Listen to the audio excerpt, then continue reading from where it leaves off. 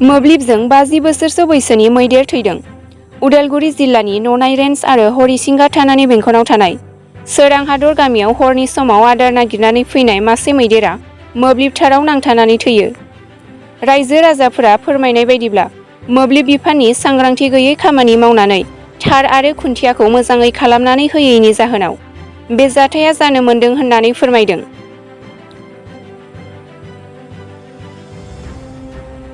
जाथाय जायगायाव पुलिस, DFOजों लोगोसे हाग्रा बिफाननि मावसुमाफोर आरो लेङाइ गाहाय मावफुं सोद्रोमा मुस्रि गबिन्द चन्द्र बसुमतारी बिथांमोनहा नुजाफैदोंमोन। बिफाननिफ्राय PM खालामनानै फबनायनि लाहार फाहार खालामगासिनो दं। दिनै सोरां हादोरनि गामियाव मोनसे दुखु गोनां जाथाय जालांबाय। बेनो जाबाय थांनाय हराव प्राय 8टासो बाजियाव बे मैदेर मासे एक्सिडेन्ट जानानै थैबाय। 1 नं घाग्रा खिन्थु ओरैनो सोरां हादोर होननाबो बुङो बेवहाय।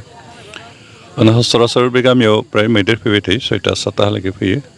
आरो बिदिनो जानानै थाङो। बिदिनो जानो फैदोंमोन खोमा, खिन्थु बेवहाय जि जायगायाव हाथिनि फालो दंमोन बेवहाय इलेक्ट्रिक कारेन्टबो दंमोन आरो बे गाहायखाय हयथ' सुमफ्राम फिथाइ जानो होननानै मादोंमोन, बे गाहाय जाबोनानै तारा गाहाय जाबोनायखाय बेयाव नांनानै एक्सिडेन्टेलि मैदेरा थैबाय। आरो बे जोबोद दुखु गोनां बाथ्रा। बेखे मैदेरा जोंनि आसामनि हाग्रामानि मोनसे सम्पद आरो बेखौ बेबायदि खहा जायोब्ला जोंनि आसामनिनो भारतनिनो मोनसे खहा जायो। बेनिखाय आं बेखौसो खावलायनो सानो बे इलेक्ट्रिसिटि डिपार्टमेन्टआ जाहाथे बे तारफोरखौ खोला तारनि जायगायाव सोलायनानै बेखौ जाहाथे राबार कटेड तार बाहायो, जाहाथे अब्ला अन्ततः मानसिनो नांबाबो मैदेरफोरनो जिब जुनारफोरनो नांबाबो बे खहा खालामनाय नङा। जे खोला तारमोन बेनिखाय मैदेरा बेखौ दांफ्लांदों आसलथे बेवहाय एक्सिडेन्टलि थैबाय आरो बे जोंनि थाखाय जोबोद दुखु गोनां बाथ्रा। बेखौनो खावलायनोसो सानदों बेखि एपिडिसिएलनि जायफोर अथ'रिटि बिथांमोना जाहाथे हल आसामावनो जेसेबां इलेक्ट'रेट एरिया बेवहाय जिखिनि तार बाहायो बेखौ जाहाथे राबार कटेड तार बाहायो, जाहाथे एक्सिडेन्ट जाया आरो अन्ततः सोरबा मानसिफ्रा दांबाबो जिब जुनारफोरनो नांबाबो जाहाथे थैनायनिफ्राय बासिनो हायो। दिनै जोंहा बेबायदि खोला तार थानायखाय थैदों, नङाबा हयथ' बे राबार कटेड तार जानायबा थैनाय नङामोन। आरो बेनिफ्राय जिखिनि हाइट जानांगौ बेनिफ्राय एसे गाहाय जादों। हाइटआ अन्ततः 18 फिटनिफ्राय गोजौसिन जानायमोनब्ला बे थैनाय नङामोन, दांनोबो मोननाय नङामोन मैदेराबो। बेनिखाय बेफोर दुखु गोनां बाथ्रा जाबाय आरो जों दिनै दुखु फोरमायदों। आरो लोगोसे फरेस्ट डिपार्टमेन्ट बिथांमोनखौ आं खावलायदों जाहाथे एसे जोथोन लायो, खारन बेखिनि ओनसोलाव प्राय मैदेर फैयो, खेथि बाथि नस्थ' खालामो आरो जोंहा सम सम फैनानै बिथांमोना गामिनि रायजोफोरजों लोगो जानानै होखारहरो। मैया हयथ' बिथांमोना खबर मोनस्लाबाखैबो जानो हागौ फैनायाव, खिन्थु गामिनिफ्राय बेंदोंमोन आरो बाखि दोलोफ्रा खारजोब्बाय बे थैनानै थालांनायखाय गामिनि रायजोफ्रा हरसे नेनानै दोनबाय थादों, बेखौ बेंनानै दोनबाय थादोंमोन। हयथ' थैयाखैबा बेखौ डक्टरफोर लाबोना फोथांनो हागोन बायदि साननानै हयथ' गामि रायजोफ्रा बेखौ बेंनानै दोन्दोंमोन, खिन्थु लोगो लोगो थैखादों। कारेन्ट खोब पावारफुल बायदि कारेन्ट, बेनिखाय बे थैबाय आरो बे जोंनि थाखाय दुखु गोनां बाथ्रा। सार बिदिनो गोबां गामि जों नुनो मोन्दों मैदेर हाबखावो। मैदेर हाबखावनायजों लोगोसे गोबां बिदिनो माने पाब्लिकफोरनि सम्पतिफ्रा खहा जादों आरो न' सिफायबाय थानाय नुदों। गोबां रायजोफोरा खावलायदों बेखौ एलिफेन्टखौ होबथानो थाखाय, मैदेरखौ होबथानो थाखाय फरेस्ट डिपार्टमेन्टनिफ्राय माबायदि राहा खालामनो मोजां जायो होनना खावलायबाय थादों। सारा बेनि उनाव मा बुंनो सानो? ओरैनो बे उदालगुरि समस्तिनि सा पार्टआ जिहेतु भुटान हाजोजों नांजाबनाय आरो बेखायनो गामिफ्राव प्राय गामिफ्रावनो मैदेर हाबो आरो हाबनानै खेथि बाथि नस्थ' खालामो। दिनै फरेस्ट डिपार्टमेन्टनिफ्राय किसुमान खेथि नस्थ' जायोबा क्षतिपुरननि बेबस्था दं, खिन्थु मैदेरखौ टटेलि होबथानायनि बेबायदि बेबस्था खालामनो हायाखै दाहालागै। बेखौ सिन्था खालामबाय थादों माबोरैहाय अन्ततः रायजो राजाफोरखौ मैदेरनिफ्राय बासायनो हायो। ओरैनो मानसि बुथारोबा 4 लाख करि क्षतिपुरन होनायनि बेबस्था दं, खिन्थु खेथि बाथि नस्थ' खालामबा बेसेबांखिनि मा क्षतिपुरन होगोन बेनि खाथां बेबायदि डिसिसन जायाखै, खिन्थु क्षतिपुरन होगोन बे डिसिसनालाय दं। बेखिनिखौ नाजादों, दा सरकारा बेखिनिखौ मालाबा समाव होयो, मालाबा समाव होस्लाबनो हायाबो जानो हागौ, खिन्थु मानसि बुथारबा खिन्थु 4 लाखखौ होलाय लोगो लोगो फरेस्ट डिपार्टमेन्टनिफ्राय होयो, बे बेबस्था दं। এইটো একচুৱেলি কি আছে, এই নেকেট ৱায়াৰ ওপৰতে গৈছিল না, নেকেটত হয়তো লাগি গৈছে, লগাৰ ভিতৰত এই মৃত্যু হৈছে। এতিয়া পষ্টমৰ্টেম কৰিলে আমি একজেক্ট ৰিপৰ্টটো পাম ৰিপৰ্ট পালে আমি এজ পাৰ ল যিটো একশ্যন ল'ব লাগে আমি তেনেকৈ ল'ম সেইখিনি আৰু স্যাৰ প্ৰায় এনেকৈ আমি দেখা পাই আছোঁ মানে গাঁৱে গাঁৱে হাতী সোমাই আছে সোমাই ফালে বহুত ধান খেতি নষ্ট কৰি আছে মানুহবিলাকে ডেথ হৈ আছে এই ক্ষেত্ৰত স্যাৰ আপুনি কি কয় এতিয়া আমি হাতী এইটো কাৰণে কথা পাতি আছোঁ চৰকাৰৰ লগত আমি মিটিং দিবলৈ চেষ্টা কৰি আছোঁ সোনকালে মিটিং এটাও হ'ব মিটিঙত আমি মানে যিটো বাউণ্ডেৰী আছে ফৰেষ্টৰ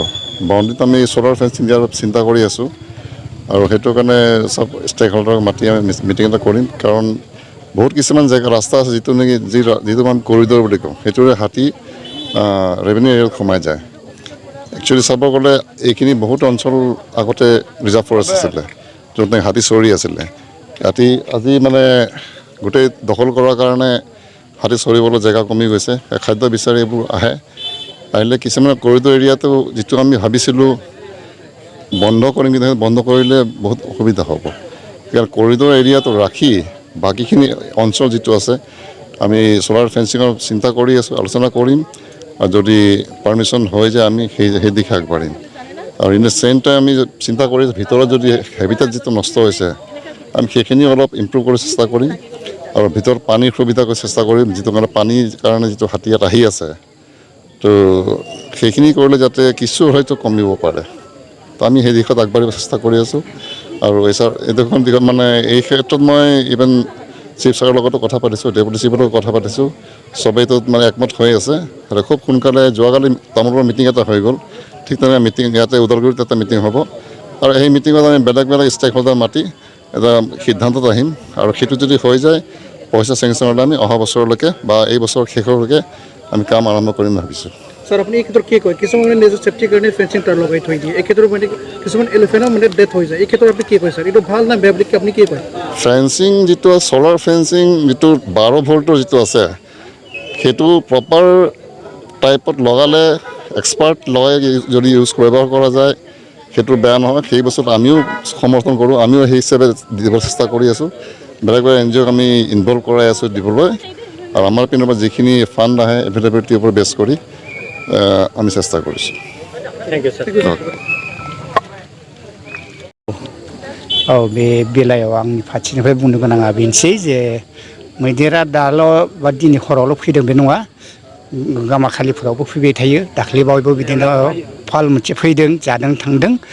आरो बिदिनो दिनै हराव नाथाय खोब अखा हादोंमोन आरो जों फैनायखौ जेबो पात्ता मोनाखै जेब्ला हाथिया गाबदों खोब गोसाहै अब्लाना थर मोन्दों जे हाथिया माबा मोनसे जाबाय होननाय बिदि दा बेयाव बिथिं फन खालामलायनानै नायफैबाय जे हाथिया थैना दङ आरो बेयाव गोग्लैना दङ आरो बिदि अबस्थायाव आरो बेनि उनाव बे हाथिया मा अबस्थायाव जानानै बेयाव बिदि एक्सिडेन्ट जाखो जों खोब बिदि मोनसे डिटेल्स जोंथ' आरो बेखौ नुवाखै बुंनो जों हाया आरो मिथिया आरो ओमफ्राय दा जोंनि बे जिथु कारेन्ट डिपार्टमेन्ट हिसाबै जोंनि प्राय आजिखालि गामि गंखनफ्राव गासैयाव कारेन्ट जाजोब्बाय नाथाय कारेन्ट डिपार्टमेन्टहा मोनसे दायित्व दङ जे बिबान दङ जे बबे गामियाव माबायदि अबस्थायाव दङ लाइनफ्रा माबायदिहै सोलिदों बेफोरखौ अन्तत' नायनाया मोजां आरो बेफोरखौ माने लुगैयो आरो जोङो सोंथि खालामो नोंथांनाव दा नोंथांमोननि ओनसोलाव बेनि बेलायाव जुदि जुन थुथियालाय जुदि मानसि थैयोमोनब्ला बेनि दायित्वखौ सोर लागोन नोंथाङा माबायदि खावलायनो सानो सरकारनिफ्राय दिनै मोनसे कारेन्टार बे गोबां गोलैनानै बेनि बेलायावथ'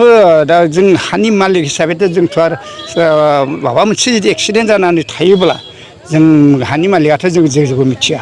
नाथाय बिनि जिथु प्रटेकसन बा बिदि जिथु रक्षना होनायनि दायित्वआ जिहेतु सरकार फारसेथिंनिफ्रायबो थाखायो आरो बेखौ जों लुबैयो आरो जों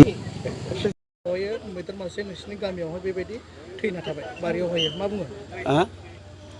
जोंनि गामियाव जेनेबा हाथि मासे थैबाय आरो जोंथ' आरो मिथियामोन ना बेबायदि थैगोन होननानै